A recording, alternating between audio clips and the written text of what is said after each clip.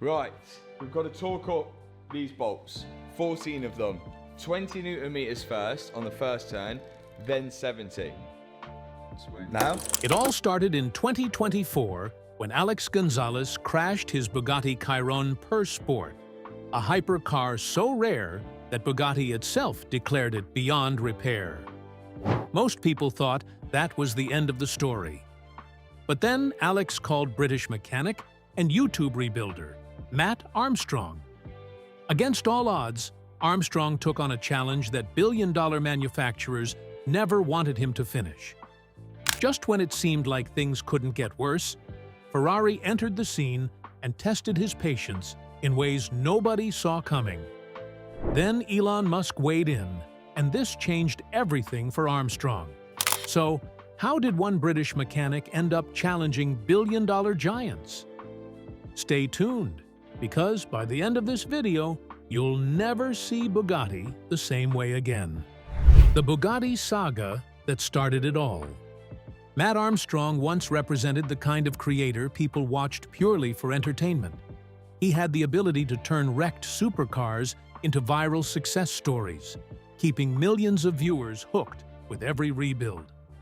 But in a single instant, a devastating crash turned his world upside down in ways no one could have imagined. That crash did not happen to Armstrong. It happened to Alex Gonzalez, a content creator who owned one of the rarest cars on the planet, a Bugatti Chiron Pur Sport. Only 60 of them were built. After the accident, there were effectively 59 working ones left in the world. The damage was severe. Airbags had fired, carbon fiber panels were cracked throughout, the front of the car had absorbed a direct impact, and the transmission was badly compromised. Bugatti flew a technician from France to inspect it personally. His conclusion was straightforward. The car was beyond repair. The insurance company agreed, paid Gonzalez out in full, and the Chiron received a salvage title. Most people would have taken the money and moved on. Gonzalez went to a Copart auction, found his own wrecked Bugatti sitting in a lot, and bought it back for roughly $1.9 million. These cars typically sell for between $4 and $4.5 million, so it was a significant discount, but still an enormous amount of money to spend on something officially declared a total loss. His intention was clear. He was going to fix it, and to fix it, he called Matt Armstrong. What neither of them anticipated was how aggressively the manufacturer would push back. Bugatti did something that caught everyone off guard. The company blocked the car's vehicle identification number in their system. The consequence was immediate and far-reaching. No authorized Bugatti dealer anywhere in the world would sell replacement parts for that specific car. The only legitimate path to a repair, Bugatti said, was a full factory restoration at their facility in France. The estimated cost of parts alone was around $1.7 million. For Gonzalez, who had already spent $1.9 million acquiring the salvage vehicle, that figure made the project financially pointless. So he told Armstrong to find another way. That instruction placed Armstrong at the center of something much larger than a typical rebuild. But here comes the shocking part. Mate Rimac, Bugatti's chief executive, responded publicly. He posted a video on Instagram addressing the situation directly and laying out the company's reasoning. His argument was technically sound. The gearbox housing had shattered. The monocoque, which is the core structure that holds the entire car together, had serious structural damage. He explained that the Chiron is among the most complex road cars ever produced, generating 1,500 horsepower through a 16-cylinder engine with 4 turbochargers, and that repairing it incorrectly could place whoever drove it at serious risk. He also stated that a proper rebuild could only be completed in one of 2 places in the world. Armstrong took that statement and treated it as a starting point rather than a conclusion. The audience noticed. Comment sections on Armstrong's videos became unusually active. Rimac himself began watching the footage and leaving comments, which meant the head of Bugatti was tracking the rebuild in real time as a self-taught British mechanic attempted exactly what the company had said was impossible outside their own walls. Transmission proved to be the most punishing obstacle. Armstrong had initially suspected a minor crack in the gearbox casing. A closer inspection revealed something far worse. Both transmission mounts had suffered major structural tears. Accessing the gearbox properly required separating the entire car into its front and rear halves. Rimac had specifically identified this as one of the procedure's only specialist facilities could safely perform. Armstrong's team examined the construction carefully and found that the junction between the two halves was held together by 14 large titanium bolts. Working methodically, they separated the car. What the separation exposed changed the atmosphere in the workshop immediately. The crash had forced the engine out of its correct position. A coolant pipe had been pinched and was no longer functional. Other components had shifted. Most critically, the main aluminum bracket that holds the engine firmly in place had fractured completely. With no official parts available due to the blocked identification number, Armstrong's team took a different approach. They scanned the broken component with a three-dimensional scanner, modeled it digitally, and machined a brand new one from scratch using a CNC machine. No Bugatti involvement, no factory-supplied components, just precise engineering carried out in a workshop that was never meant to be handling a car of this nature. The locked identification number created the same headache at every step. When a section of coolant pipework needed replacing and no official part could be sourced, the team used a piece of rigid brake hose that matched the required dimensions. On a car worth several $1 million, that sounds like an absurd compromise, but the alternative was abandoning the project entirely. For the exhaust, Armstrong brought in a specialist company called Valvetronic to fabricate a fully custom system built from raw materials. When it was fitted and the engine ran through it, the sound was noticeably deeper and more aggressive than the original factory exhaust. A car that was supposed to be scrapped was beginning to sound better than it ever had. Every part of the process was filmed and published without filters. Every difficulty, every improvised fix, every point where the outcome was genuinely uncertain. That openness is the foundation of Armstrong's brand, and it is what made the Bugatti series the most watched content of his career. Viewers were not simply following a mechanical project, they were watching someone methodically dismantle the argument that something could not be done. But it did not end there. Armstrong himself noted something in one of his updates. The accelerator pedal on the Chiron, the component through which a driver controls all 1,500 horsepower, is a simple piece of molded plastic. Not precision metal, not an aerospace component, just plastic. It is a reminder that even the most extreme machines are assemblies of individual parts, and parts can be studied, replicated, and replaced. With the car fully reassembled, one question remained. The cooling system had been a significant concern throughout. At some point, the Chiron had been operated without coolant, a situation that can cause catastrophic internal damage to an engine. If the block had been harmed internally, nothing else the team had done would matter. They pressed the start button. The engine fired without hesitation. No warning lights, no rough running, no signs of damage. The W16 settled into a clean idle, its new custom exhaust filling the workshop with a sound the car had never made before. A vehicle that a Bugatti technician had flown from Paris to declare unsalvageable was running again, rebuilt entirely without manufacturer-approved parts in a private workshop against the explicit position of the company that created it. But despite the success, Bugatti condemned the repair, claiming it violated their strict policies. As the controversy escalated, Matt Armstrong was quick to point out that this wasn't even the toughest opposition he would face. In fact, what came next would be even more intense. The escalation with Ferrari. Now, after Matt Armstrong had done what Bugatti said could not be done outside their factory walls, the automotive world was still processing that story when Armstrong walked straight into another one. And this time, the manufacturer he was up against had a reputation for being even less forgiving. The car was a Ferrari 296 GTB, an 830-horsepower hybrid supercar with a twin-turbocharged V6 paired to an electric motor, Ferrari's most technologically advanced road car. Armstrong purchased it in wrecked condition, sourcing it after a serious crash that had taken place in Cyprus. The original owner had disabled all driving aids on an open road. The result was a violent collision that tore out the suspension, pierced the floor, and shredded the wiring throughout the car.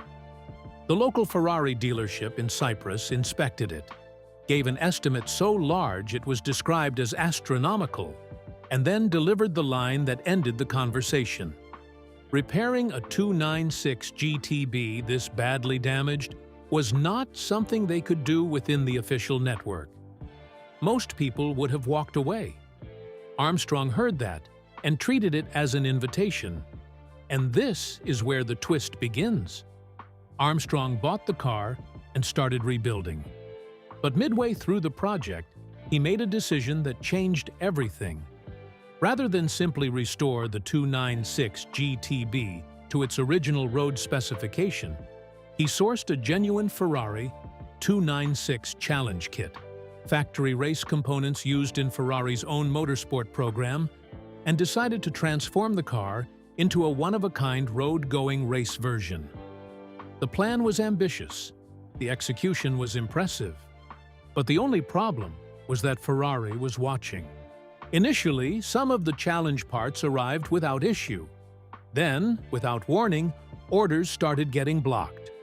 Armstrong called Ferrari directly and was told that certain components were restricted and required authorization, and that parts had to correspond exactly to the vehicle identified by the VIN number. Ferrari's position was clear. They were not going to supply official race parts to a customer rebuilding a salvage car outside approved procedures. But what happened next was thoroughly shocking. The blocked parts were only part of the problem. The deeper issue had been there since the day Armstrong acquired the car. The 296 GTB would not start. Every time the ignition was attempted, the display returned the same message: hybrid system failure. Go to the dealer. Armstrong tried everything within reach. Nothing worked. The hybrid battery controller, the component that manages the entire electrical startup sequence, appeared to be completely blocking the car from coming to life. And this was not the kind of fault that could be diagnosed with a standard scanner or fixed with fabricated parts. This required Ferrari's own proprietary software. The only entity on Earth that could resolve it was the manufacturer that had already made clear they were not prepared to help. Armstrong called Ferrari to discuss the issue directly. The response was cold. Because the repair had not been done by a Ferrari-approved body shop, they were unable to assist. The door was not completely shut, but it was barely open. Armstrong was caught in a situation with no clean exit. Ferrari would not help because the car had not been properly repaired. The car could not be properly repaired without Ferrari's help. But Armstrong did not give up. Instead, he decided to spend his way through the wall. His working theory was that the hybrid battery had been damaged internally during the crash. If the battery was the root cause, replacing it might break the deadlock. He authorized the purchase. The bill came to roughly $23,800 for a single replacement component. The new battery was fitted. The team held their breath. The car still would not start. Warnings appeared immediately. including a battery thermal runaway alert alongside multiple temperature sensor faults. There were small signs of life. The hazard lights stopped flashing, and for the first time the ignition powered on, but the engine refused to fire. Nearly $24,000 spent on one component, and the result was exactly the same as before. The car sat silent. And finally, something shifted. Keep watching for more. Armstrong sent a direct email to Ferrari. Not to a dealer, not through a third party, directly to the manufacturer. Ferrari responded. They agreed to intervene. But the condition attached to that agreement was precise and uncompromising. The car had to be fully and completely assembled before it could enter the Ferrari network. No exceptions. Every component in place, every system reconnected, everything finished. And only then would they consider helping. Armstrong was no longer locked out entirely, but he was looking at a significant stretch of work before Ferrari would come anywhere near the car. Still, nothing was guaranteed. So there it sat. The world's only road-going Ferrari 296 Challenge, rebuilt from wreckage, dressed in genuine race bodywork, transformed into something that had never existed before, completely unable to move. Not because the engineering failed, because software only Ferrari controls said no. Former Ferrari technicians had been brought in to find a way forward. The story remained unresolved. That unresolved ending lit a fire online. For months, the debate tore through YouTube, X, and every automotive forum worth visiting. People who had watched Armstrong defeat Bugatti through sheer determination were furious that Ferrari could hold a fully rebuilt car hostage through proprietary code. Comment sections were savage. Thousands condemned both manufacturers, arguing that once a car is legally yours, no company should retain the power to decide whether it runs. The argument had footage, receipts, and a $23,000 battery that changed absolutely nothing to back it up. The debate had been running for months with no sign of cooling. And then, in the heat of it all, Elon Musk stepped in. What he said next will genuinely blow your mind. Elon Musk's intervention that changed everything. The moment that shifted the entire story from automotive niche to global conversation came when Elon Musk stepped into the debate on X. Nobody had anticipated it. The argument had been running for months inside the usual communities, automotive channels, right-to-repair forums, comment sections full of people who knew the difference between a monocoque and a gearbox housing. That was the world the Bugatti and Ferrari stories had been living in. And then Musk posted, and the world got considerably larger overnight. What made the intervention significant was not the content alone, but the identity behind it. Musk was no outsider watching a fight that had nothing to do with him. He had been living a version of the same battle for years. Tesla faced 2 class action lawsuits in 2023, filed in San Francisco federal court, both alleging that the company had violated right-to-repair principles by blocking vehicle owners from taking their cars to independent mechanics, controlling proprietary parts, and monopolizing diagnostic information. The plaintiffs argued they had been forced into paying prices only Tesla could charge, at wait times only Tesla could impose, with no meaningful alternative. The company Musk built had done to ordinary car owners what Bugatti had done to a crashed hypercar. The difference was scale. And this is the part that changes everything. Musk's post on X framed the Armstrong situation as a direct and concrete example of why right-to-repair legislation was not a niche technical argument, but a fundamental consumer rights issue. Elon Musk had been vocal on the platform about ownership rights across technology and automotive products, and his support for Armstrong's position connected one specific, documented, filmed case to a regulatory conversation that had been building pressure across multiple industries for years. When the most followed person on the most watched social media platform in the world puts his name behind a British YouTuber's fight with a French hypercar manufacturer, the story does not just grow. It transforms. It stops being about a car and becomes about a principle. That is exactly what happened. Ferrari and Bugatti had kept this on their terms for a long time. Bugatti had a CEO who posted Instagram videos. Ferrari had a customer blacklist and a parts system that answered to no one. Both had operated for decades inside an ecosystem where their rules were the only rules, where their authorized networks were the only networks, and where the gap between what they would sell you and what you actually needed to fix what you owned was a profitable silence nobody had the reach to fill. Armstrong had the reach.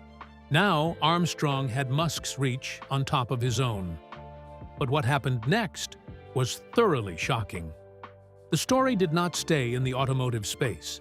Technology journalists who had never written about supercars picked it up. Political commentators began referencing the Armstrong case alongside debates about software ownership, John Deere's notorious fight with farmers over tractor repair rights, and Apple's years-long resistance to independent phone repairs. Consumer advocates found in the Bugatti story the clearest and most dramatic illustration the movement had ever had.